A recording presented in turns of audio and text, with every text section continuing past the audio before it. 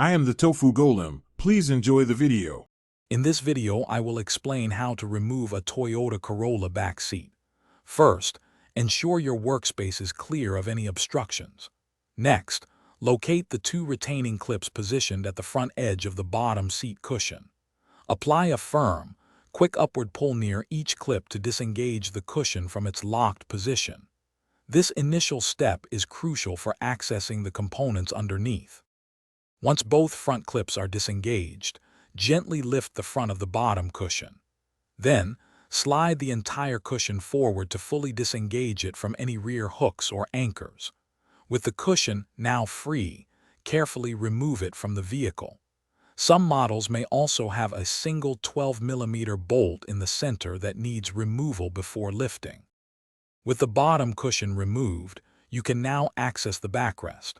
If your Corolla has folding rear seats, fold them down for easier access.